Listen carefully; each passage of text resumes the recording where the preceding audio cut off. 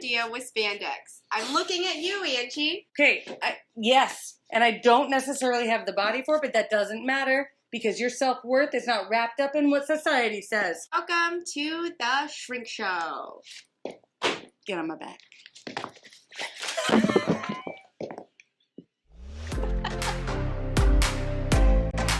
Hello. Hello, I love you. Won't you tell me your name? I used to tell people that Val Kilmer was my uncle, even though our last names were spelled differently. Oh, Mm-hmm. I get it. Yeah, because Val Kilmer played, he was the lead actor in the Doors movie. And the Doors sang, hello, I love you, won't you tell me your name? I mean, maybe he is an uncle. Just in a To someone. way over there. Well, when they came over to the island, they just started, changing shit.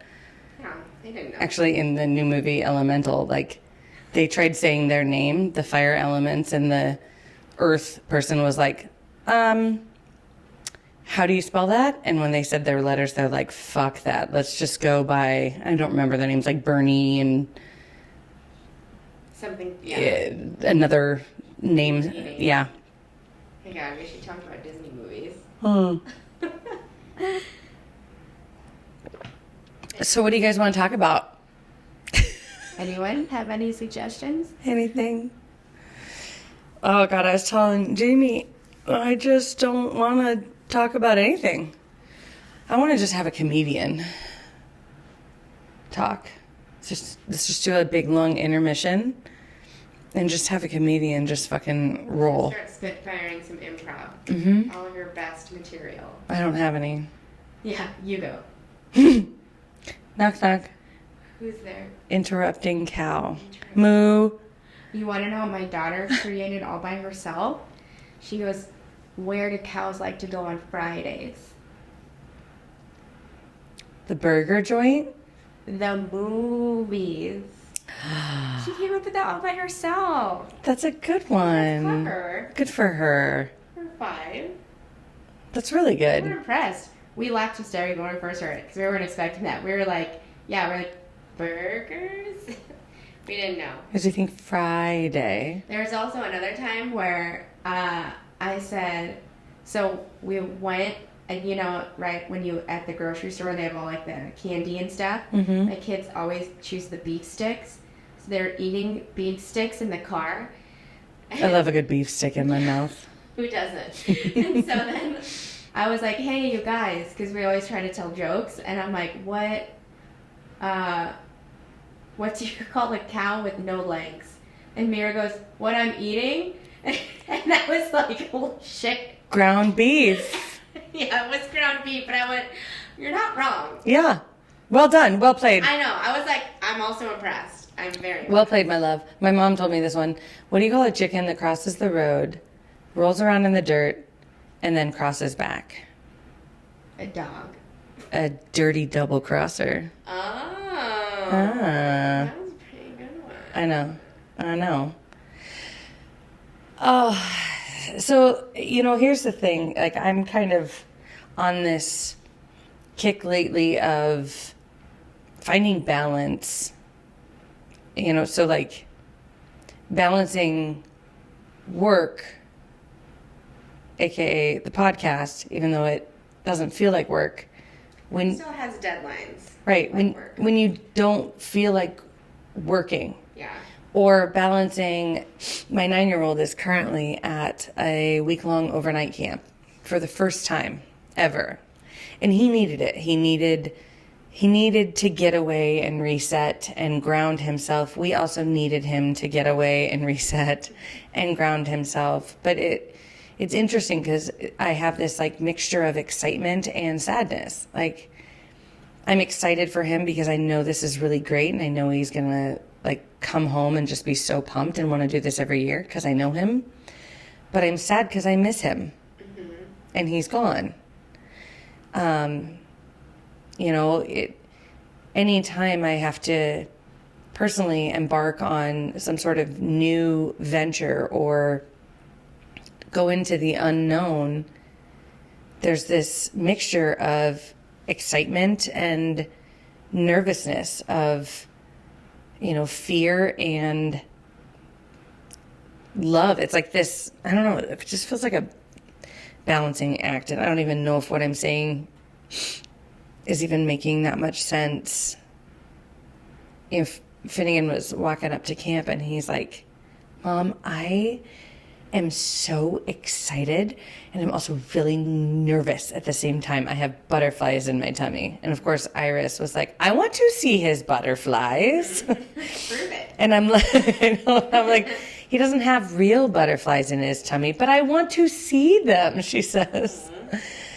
But how often do we feel that in life? And I like the array of human emotion, but it's also, sometimes it's so stressful to know, is this the right decision? Or am I making the right decision? Am I doing the right thing? Mm-hmm. Am I, quitting this job because it isn't serving me and moving forward? Or is that an impulsive move? Am I, in Finnegan's case, going to this camp because I'm, want to, and it's exciting and nervous all at the same time? Or is it like, I'm not ready? Mm-hmm. Yeah. The duality of emotions. To trust yourself, because sometimes the fear, I think, can stop people from making any decision. Like, people get paralyzed with fear and then they stay in indecision. But then sometimes that fear is put on you. It's not even projected onto you. Right. It's not even your fear. There have been so many decisions in my past that I've been like, yep, I'm making the right decision and I've figured this out and awesome. And then I tell a loved one and they're like, that's a dumb decision. It's not practical. Why would you think that that's a good decision? Mm-hmm. And then all of a sudden that doubt creeps in again. And like, I've held back from moving forward in decisions that I felt very confident about. And so there's that mix of, is this because I'm impulsive and I wasn't seeing the forest through the trees and their advice really saved me and protected me? Or is this a matter of me not trusting myself and allowing the fears of somebody else to project onto me and hold me back from a risk that I needed to take? Mm-hmm. Because how often do we need to take those leaps of faith? I mean, we look at really successful people and oftentimes you don't become successful overnight. Typically, you have to take out maybe a huge loan to open that restaurant, right, work your ass off, work 24/7 for 5 years, but nobody sees that. They see this. They see the success. Exactly. Like, oh, look at all the money you have, or look at, like, oh, you have all these restaurants and you're revered and yada yada. But somewhere along the way, they had to take a risk and they had to trust themselves. Yeah. So how do you trust yourself? Like, how do you know, especially, and maybe this is just my mindset, correct me if I'm wrong, but I feel like people who grew up in traumatic households, where, at least in my case, I felt like the message I received was so inconsistent from my mother because of her mental health, mm-hmm, that it was hard to learn how to trust myself, to find my footing, because I felt like I was constantly wavering back and forth. Like, I never knew what was going to happen from one moment to the next. And you start to self-doubt yourself because you rely on that adult to provide you the feedback needed. And when you live with that adult until you are 5 years old, you innately learn, oh, well, I'm wrong more than I'm right. Right. Well, I think it makes me think of that book, Dopamine Nation, I've talked about a few times on here, where it talked about how folks who are from lower socioeconomic backgrounds, they they tend to prefer instant gratification over delayed gratification because it kind of goes into like the whole dopamine high of like you want like that immediate satisfaction, that immediate feedback. And when you're living like paycheck to paycheck, you want that immediate like think like I have this money, now I can pay for food, like now I can pay this bill. The longevity, like the long game, the long marathon game of I'm going to save up, I'm going to do this.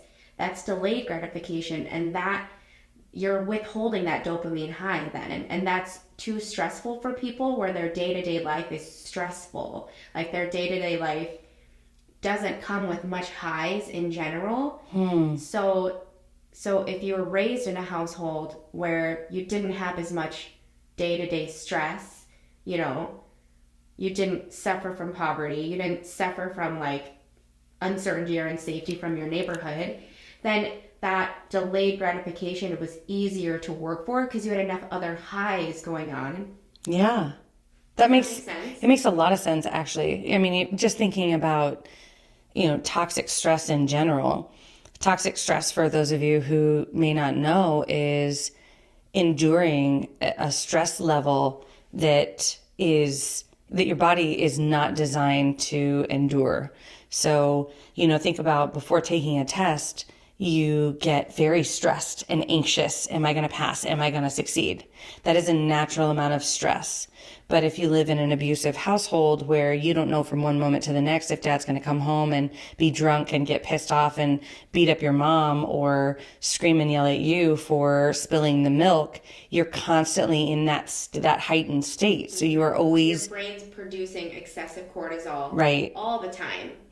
Not necessarily when violence is happening, but the perception of waiting for said violence. It's a haunted house. Too much cortisol. That's the one of the best examples that I've used when I've done trauma trainings, and I did not come up with this, but I took it from somebody because I liked it. Because to me, it made sense. It's walking through a haunted house and expecting the scary clown around every corner. And just if you've ever walked through a haunted house, you have an entire heightened sense of what's going to happen every step. That's toxic stress when you live in that on a consistent basis, which can be caused by poverty, can be caused by racism, can be caused by, the neighborhood you live in, can be caused by abuse and trauma and neglect and, whatever it is. So yeah, that makes sense that if I'm living in that constant stress, why would I deliberately stress myself out with delayed gratification? Right. It doesn't Right. make any sense to do that. So is that almost, because every parent I talk to, we talk about this generation that is coming up. And there are so many, and when I say this generation, I'm talking about our 0 to 18 generation right now. Yeah, present children. Right. And the conversation I frequently have is, what the fuck? Because you gave me a look as a kid, I fucking stopped whatever the fuck I was doing, even if I wasn't doing anything. If an adult, whether I knew you or not, if you were friends hanging out with my family, if you were like, go get me this, or don't do that, I was like, okay, fuck. Yeah. And I wouldn't. My kids, they don't give a flying fuck about anything. Like I literally can sit down and I can give them the look and say, do this or else. And they'll be like, whatever. Or I can say, hey, could you please do this? It would really help me out, and give them all the reasons. And they could still be like, whatever. And I'm not saying that my kids aren't helpful and that they don't have amazing qualities, because they do. But I would not have ever had the balls. The audacity. To say, no. Like my fucking neighbor boy, I was just talking to his mom about it. I'm like, listen, I know he's more like family. Like I'm more like an aunt than I am a neighbor. But that being said, when I'm like, hey, Jack, can you please come pick up your stuff from my porch? He acts as though he doesn't fucking hear me. I will go over and look at him and be like, buddy, can you please come pick up my stuff? I don't want to. The fuck? And my kids do the same thing to my neighbor and to me. And my neighbor's like, he does that to me too. And I'm just like, I'm blown. My mind's blown. And so then I wonder, is a lot of that because of I have a point to all of this. A lot of that, is it because that gap of poor, middle income, wealthy is just becoming increasingly non-existent? You literally have wealthy and poor. There is no middle class anymore. There is no middle income. Everybody's financially stressed and strapped. Nobody, unless you are like fucking, got a huge inheritance or are like, I don't know, selling your soul to the devil. I'm just kidding. No, there are people that seem to have good money, but usually it's because they have family money, not necessarily just because of the work that they're doing. The only people in my life who have really good money are single with no children. Because they just have one income. And it's easier to save for things. It is. Although when I was single with no children, I was making like fucking $15,000 a year. When I was single with no children, yeah. When I first out of graduate school, like I'm making $23,000. Oh, mine was 26, so I was obviously doing better than you. Banking. Yeah. These people are making, like they're in their careers in their 30s and 40s, making much more livable income than $20,000. And yeah, single, no kids. Right. So like, is Nice. everybody in toxic stress is the point that I'm kind of getting to. Yeah. Because I try really hard to deliberately have my children have delayed gratification. I think, well, if we're talking about our children, it could be, is it the amount of social media or just not social media, screen time that they're getting? Because I think we can agree, like, our kiddos watch much more TV or have much more access to screen time than we did growing up. But I mean, that could certainly be a part of it because you're getting that same dopamine high every time they're on those electronics. Well, everything's at our fingertips. Everything. I mean, school's online. Everything's online. Like I had shows that I liked to watch as a kid that were on at 4:30, maybe 4:30, and maybe 5 o'clock. And if the second half of the year was on the late bus, I wasn't home in time to watch the 4 o'clock one. So I would always miss that one. Or if like a friend wanted to play, it would be like, well, I guess I'm going to miss it. Yeah. Like I couldn't come home and then watch it. No, if I wanted to watch TV, I watched fucking Lawrence Welk, Wheel of Fortune, Jeopardy, the news, whatever the fuck my grandparents wanted to watch, because that's literally all that was on TV. Mm-hmm. Yeah. And so it was like, well, I don't want to watch this. I'll just go play in my room. And I'd play dress up and whatnot. I would play Monopoly by myself. It was like, I don't know. I don't know what the answer is. I don't even know how necessarily we got onto that topic. It feels like it connects, but my brain's tired. The duality of the world, I guess, that duality of emotions, the balance, finding balance. It really could be the whole in everything. How do you find balance within yourself and your trusting yourself? How do you find balance with parenting and knowing when to let your children be, confidently them, and also when they need to just listen? Because I don't want to raise just yes men and no men. Like, I love that they have their own personalities and that they're like, I love that Jack's like, I don't want to. Yeah. And he just fucking chooses not to. And I'm like, what the fuck? I wish I could have a little bit more of that. Well, you know what I mean? Think of when you were little, if you said no, what would happen? Right. Because when they say no, what happens? What's the difference? I'm guessing there's clearly a difference. Well, there's obviously, a reason why they can do it. I need to start beating my children and my neighbor children more is the obvious answer. I mean, obviously. If you want an answer to this problem that you have, violence.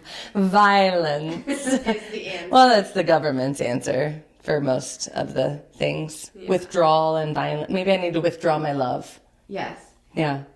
Oh, yeah. You only love them conditionally. Mm-hmm.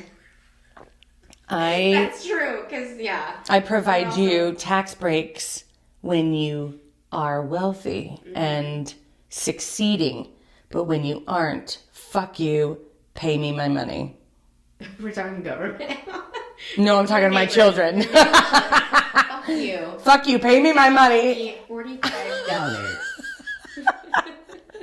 Like, I just did a fucking garage sale with my neighbor, and I swear to God, my kids made more money than I did. And they're like, give me my money. And I'm like, motherfucker, I purchased all of those toys. Sure, here's your money. I like your confidence. I'm really sure where this came from. My little entrepreneurs. But that's the difference is, you know, we're also raising our kids differently. Like, we're allowing different reaction and we're allowing a discussion. So, yeah, isn't that just the balance? You know, I think it's funny. So we just got back from a giant family vacation and we made the children, meaning the teenagers, because the teenagers would stay up with me and my siblings. We would be drinking and the teenagers would be on their phones. And they would be hanging out too. But we were on like the one side, the hanging out side of the house. Because the little kids and grandma and grandpa were in the quiet side. So every night we made them watch a movie from our generation. Oh my God, Joel loves to do that with Beckett and Finnegan. Yeah. He constantly gives Beckett movie assignments. Right. I mean, we do that with Gage. But it was fun to do it like just as a family. And it was mostly just on in the background and we were all just hanging out. So we had like the Ewoks was on one night. But one of the nights, it was The Breakfast Club, which I haven't seen in quite some time. But what I found fascinating as now my like present mind watching The Breakfast Club was that scene where they're sitting in the library and they're talking about like, are we just going to turn into our parents? Oh, fuck. And I was like, oh my God. I feel like all of my sessions, I talk about that. I'm like, because that's what ends up happening with parents and not even parents, because I have clients who aren't parents, but they see themselves talking to themselves that way or judging other people the way that they were brought up. You know, and just like each of the personalities in the Breakfast Club, you know, how they were like, this is what my dad would always say, or like, this is the pressure I have with, you know, being popular. Like, I'm so stressed out by it. And so it was just so fascinating because I'm like, oh my God, they're fucking like talking about what I feel like I'm trying to always explain to my clients too is we learn from our parents and inevitably do a lot of what they do. And it takes effort to say, I'm going to try to do this a little different because our instinct is to do what we know. And so even with doing that little thing of your kid says no and you don't beat the shit out of them, right? You know, like that still was a conscious choice of yours. Just like how they were discussing in the library, like, my God, my dad always says this. And that's why I have to be this way. But it takes that self-reflection that a lot of people... doing exactly. Together. That a lot of people don't do. And if you think about kind of going back to your toxic stress example, delayed gratification... self-reflection is also uncomfortable. Yeah, people don't like to do that. Right. And I mean, thinking about how stressful the world is, how stressful life is, why would I deliberately want to sit in my own, you know, pain and discomfort? Or admit that I messed up. Yeah. Like, you know, I shouldn't have made that decision. I shouldn't have opened that restaurant. I shouldn't have quit my job. That, like, now I see that. But I think that's what people living in the fear do, is they stay in the fear of, well, what if this is the wrong choice, you know? Well, and kind of going back to what you and I had talked about earlier, that's having the assumption that if something doesn't work out, that it was the wrong decision. And I can tell you there's so many life decisions I've personally made that have not worked out that I needed to not work out. I needed to take that risk and have it not work in order for me to move forward in the way that I needed to go. And in that regard, the fear that would have held me back would have kept me from ultimately moving forward completely. Right. Like a failed restaurant, it doesn't mean you're a failure. Right. It means that you took a risk and it didn't pan out. But how much did you learn? And how do you know that having learned that lesson doesn't save someone 30 years from now from making that same mistake just because they know you? Or now that you know that, you can do differently and do it again. I have multiple clients where they get stuck, like session turns into help me make this decision. And I'm like, well, I can't make that decision. You understand that, right? And they get so stuck in, but if I make the wrong decision, then this was all a waste of money, like for schooling. Like maybe I shouldn't have gone back to school. But then if I don't succeed in that, then that was a waste of money and a waste of time, because then I could have been focusing on my career, doing this job instead. And so they get paralyzed by the fear and they are like, it'll just be a waste. I'll have wasted, if I go to school option, I've wasted, my professor's time. If I do the work option, my employer wasted their time on me. And that what you're describing and what I try to explain to clients is you're deciding what lens to look through this. Do you want to look at this lens through a place of reflection? Like, what did I learn from going back to school? What did I learn from not going back to school and just working? What did you learn from that? It doesn't mean it was a pass or fail. I go, now you could decide to look at it through the lens of pass or fail, Mm-hmm.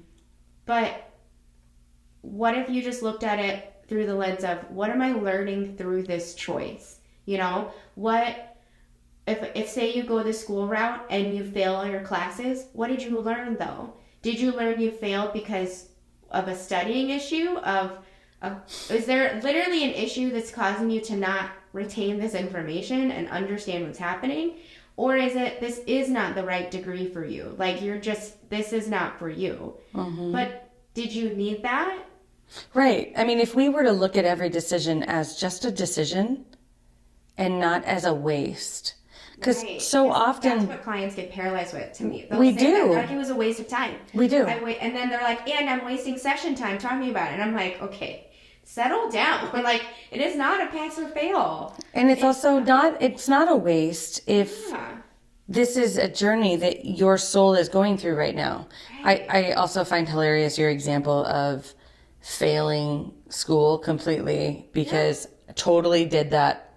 At 19, first fucking year in college, failed 2 semesters because I just stopped going halfway through.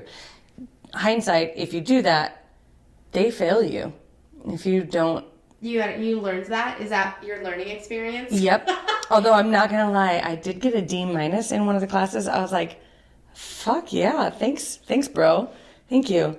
Yeah, I had to retake all of those classes. Yeah. But what it taught me was I was not ready.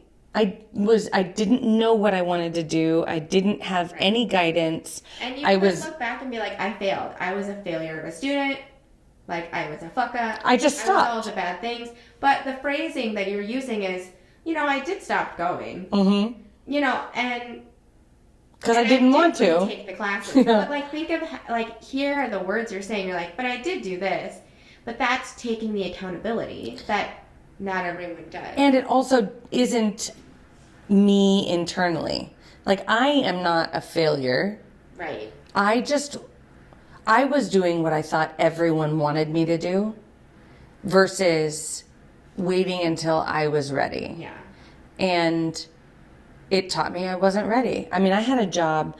I was 33 that I really struggled. And I mean, I've been written up in several jobs. Surprise. I know. Shocking. But I was written up in this job.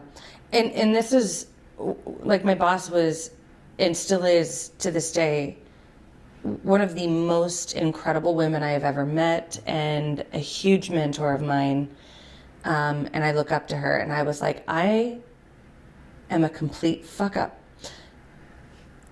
But when I looked at it, it forced me to confront the fact that I truly have ADHD, and I am not designed to do data entry, not designed to be sitting behind a computer 24/7, not interacting with people, not, flying by the seat of my pants. I mean, this was seriously like very fucking droll work that had I not taken the risk to have that position and gotten written up, I would not have discovered this about myself. So I didn't fail. I just discovered something that doesn't work for me. Right.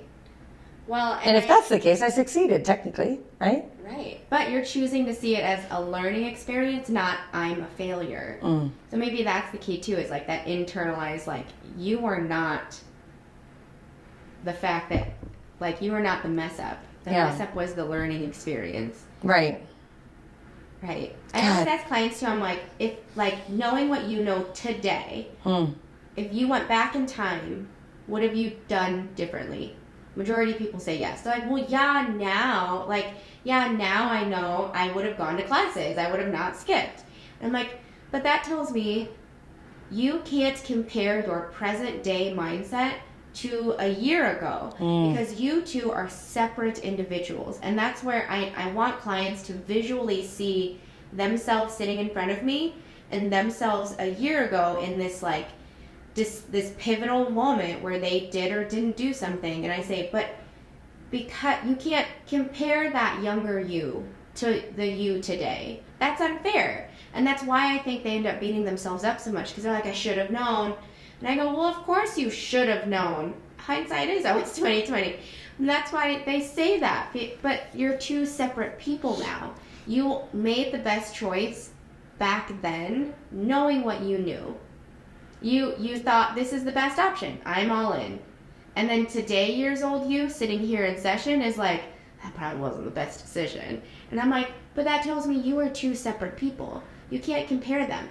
I always like to say too, if they struggle to believe me, I'm like, okay, think about it this way. Think about if you are watching, like babysitting a 1-year-old and then a 5-year-old, and you're expecting that 1-year-old to communicate to you and to walk and to get things just like that 5-year-old.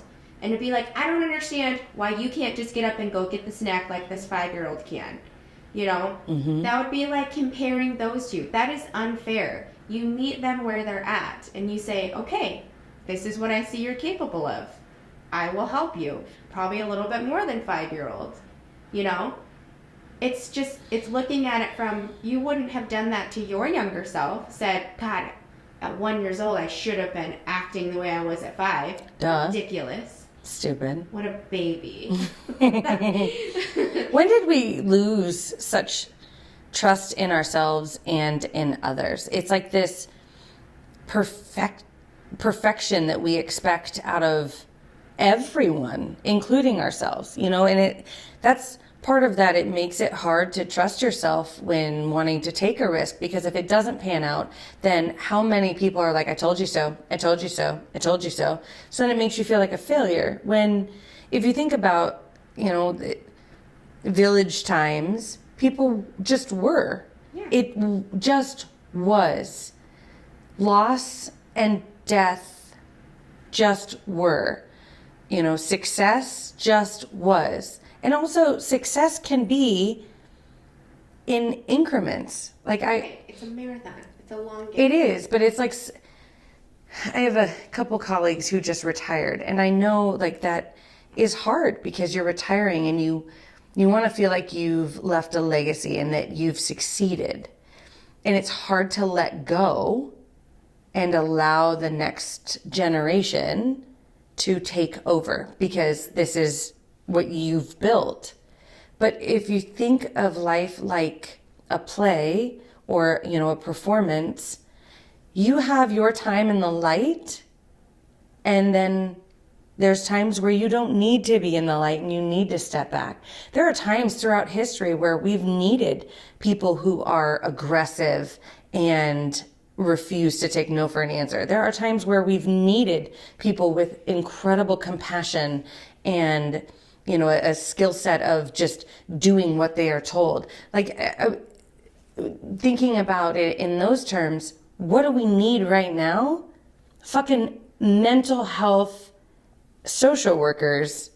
I mean, honestly, we are in a time right now where it's like the mental health professional and, all that encompasses is stepping into the limelight. 20 years ago, nobody fucking cared about mental health. Even like 10 years ago. 5 years ago. Like pre-COVID, nobody gave a flying fuck. Yeah. But now, mental health is on the fucking radio. I was listening to the radio the other day, and it literally was like, if you or a loved one is struggling, and I'm like, whoa. Wow. This is impressive. This is amazing. It's everywhere. It's our turn to stand in the limelight. But in 10 years, once everybody's healed and feels fantastic, we can take a step back and let them stand in the limelight. You know what I mean? Yeah. But then you're going to have those mental health professionals that are like, I'm defined by what I do and I don't know how to let, just let it be. Well, then they need to go see their therapist. They do. Like, obviously. just be. Just let things happen and trust that decisions are just decisions. Learn if you need to. Celebrate if you need to. Pass or fail. It's what did you learn from this? It's all a journey. Yeah. It's all big picture. I mean, there's nothing. I tell my kids all the time, that like Finnegan got ladder ball for his birthday. And ladder ball is the 3 tiers of poles, and then you throw there's a ball on 2 ends, the golf ball's on 2 ends of a string. You throw them up in the air and you see if they twirl around one of the tiers. And he tried it, and in the first 5 minutes, he's so fucking frustrated, he wants to give up. And I'm like, you mean to tell me that you aren't phenomenal at this game that you just learned 5 minutes ago? You're doing it wrong. Failure. Fail. You have obviously failed. Right. You also mean to tell me that you're frustrated that your mother, who has played this game for 20 years, drunk, and might be drunk in this moment, is better than you when you've been playing for 5 minutes? Fail. No, but I point that out because I'm like, cut yourself some slack, kid. Yeah. Like, geez, Louise, who is putting this kind of pressure on you to be perfect? Gosh. Yeah. And then I think, oh my God, am I doing that? And then I realize, no. Oh God, no. That's totally not coming from me. I'm like, what? Yeah, that fucking sucks. Okay, whatever. It is what it is. I spilled the milk too. Unless I'm really drunk, and then I'm just kidding. I'm not an alcoholic. Why is there silence right now? Why? I feel like everybody's judging me in this moment. I joke about alcohol. These are jokes. I wanted a comedian. Right now. People are always like, what are you drinking with mugs? Today it's seltzer. I'm so tired today. Today was just kind of draining for no reason, no apparent reason. Just today emotionally was draining. Off day. I didn't know what day it was most of the day. I was dropping Gage off at his mom's, and I was like, I'll see you in a couple days, when we had just talked about he's coming back on Thursday, which is tomorrow. But I legitimately was like, that's a few days from now. And he's like, Jamie, that's tomorrow. And I'm like, what? And he's like, today's Wednesday. And I'm like, what? And he goes, tomorrow's Thursday. And I'm like, I have no idea what's going on. And I don't understand the words. That was the entire dialogue. And he was like, are you okay? I'm like, I don't know what day it is. I don't have a reference. Like, when am I picking you up? Tomorrow? Why are we doing that? Do you know how I knew it was Wednesday? When I went to pick up my daughter from camp. And Monday and Tuesday, all moms picking them up. Today, it was literally an entire line of dads. Really? And when we had shared custody of Beckett, Wednesday was Joel's day. Wednesday seems to be Dad's day a lot of the time. Oh. And so Wednesday is Dad's day in our house. Like, Kurt takes the kids on Wednesdays because we do podcasting or I work late. So yeah, Wednesdays is where it's at. Wednesdays are for dads. Yeah, I mean, it was You a get whole. one day, you motherfuckers. I know, and then I saw one dad, and he was. You could tell like he really missed his little girl, and he just like was snuggling with her and giving her kisses and looking at all of her pictures and just like, I missed you so much. And my heart just was like, oh, like it just sucks that, a relationship doesn't pan out and then you have to miss out on. Yeah, the day to day. Yeah, that would be hard. Anyway, that's neither here nor there, except that finding balance in life is hard, and knowing that what decision you made was just a decision, neither right nor wrong. It just was. Like, we are the ones that assign all these fucking labels. We don't have to give it a grade. It was, okay, I learned this. Yeah. And if we can start having that dialogue with ourselves internally, then it just kind of becomes the dialogue that we have with others. Case in point, I failed my first year. I laugh about it because I'm like, yeah, that learned a big lesson. But now one of the things that I apply to that is I tell the students that I work with, and I'm like, listen, don't go to college just because you feel like you're supposed to. Yeah. Don't go because you don't know what else to do. Like, it is okay to just get a job and just do that job.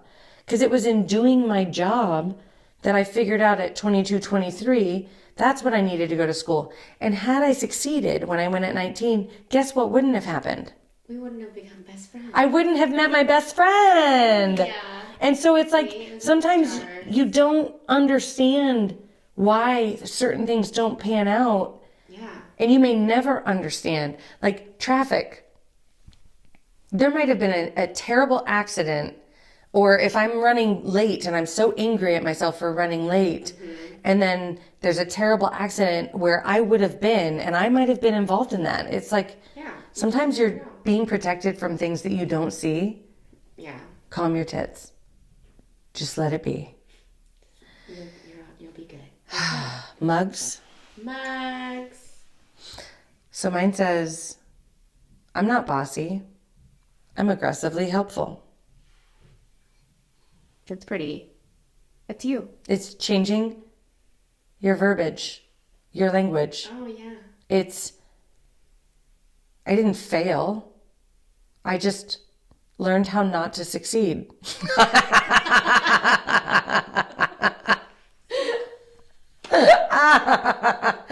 that on a mug.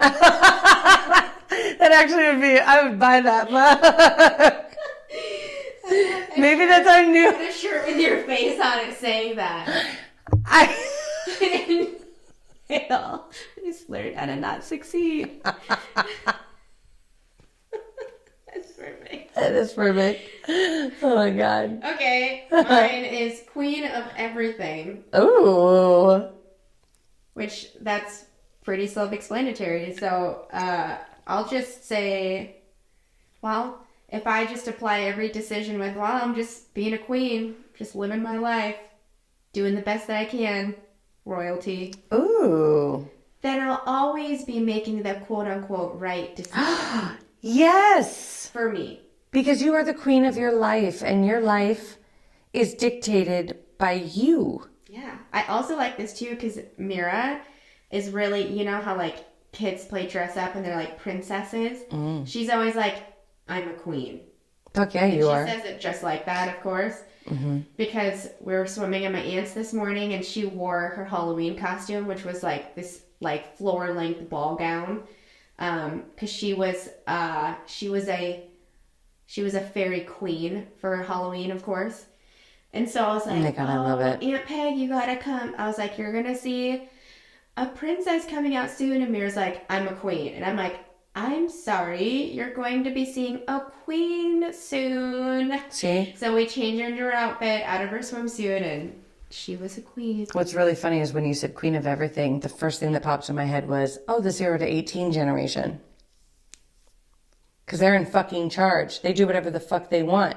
And rather than get mad at them, learn from them. Because those are the skills that we as adults need to take on more, doing whatever the fuck we want and saying, fuck you, bitch. I ain't no princess. I'm a motherfucking queen. I'm a queen. And she probably didn't say it disrespectful. It was just like, get it right. No, yeah. She'll say it like, I'm a queen. Like, why would you? Obviously, this dress is a queen's dress. Duh. Sorry you didn't know this. Yeah. I'm just correcting you. So we love all of the feedback and interactions on the social medias. That's fantastic. Oh, you guys are getting so good at this game. That's fine. Like, you've always done great. Yes. Whatever decision you make is the right one. But you've been making a lot of really right decisions by rating. Podcast. Yeah. Giving us likes, rates, and reviews. Because that really helps us get found and other people, helps all the algorithms. So it'd be great if you haven't done so to do that. Yes. Love you. Thank you. We love you so much. Bye. If you think we're cool, Or even if you don't, please like or subscribe so you'll stay up to date on all things The Shrink Show. thank you for choosing to spend a portion of your life with us. And remember, don't take yourself too seriously. Life is all a giant shrink show. A Huda Media Production. Side effects of listening to this podcast may include side aches or snorting from laughter, impromptu jazz hands, nodding in agreement even though you might be listening alone, an occasional "you said it, girl," and mild cases of existential dread. This podcast is strictly for entertainment and informative purposes only and is not intended or implied to diagnose, treat, or otherwise substitute for professional mental health, medical, legal, or other advice. Thank you.